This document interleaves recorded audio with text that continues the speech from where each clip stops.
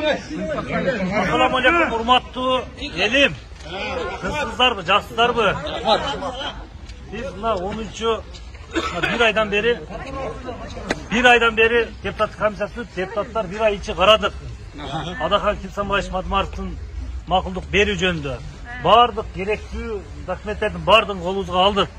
Ошонун жыйынтыгында ешқандай мақұлдық берүүгө жүйө жоктугуна байланыштуу биз мақұлдық бербесин деп чечим чыгардык.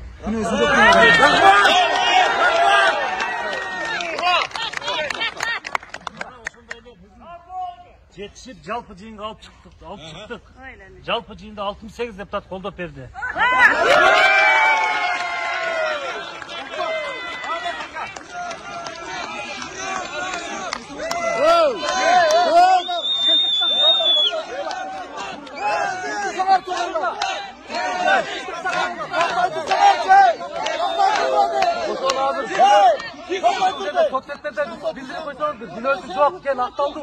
Biz Adaхан Кимсанбаевичка коюлган, ошол каралган статьялардын бардыгын карап чыктык.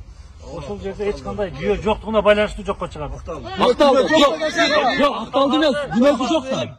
Актаганды сот кылат, бирок сотко жетпей эле биз муну тергөөгө берген жокпуз. Күнөөсү жок. Бир суроо. Өткөндө бул статьяны өзгөртө турган болгондо, бул биринчи статьяны сиздер карадыңыздар, экинчи статья каралабы, каралбайбы? Бардык статьяда эч кандай жүйө жок. Күнөө жок деген. Ура! Айбека.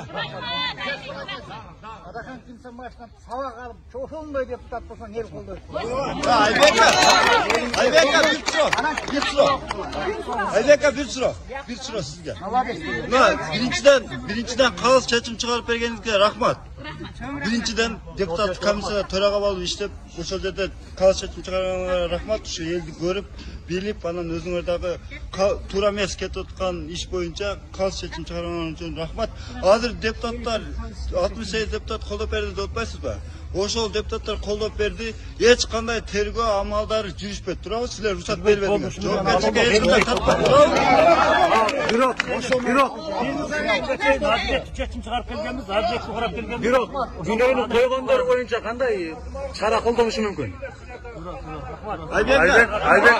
Күнөөнү койгондорго кандай чара колдонушу мүмкүн?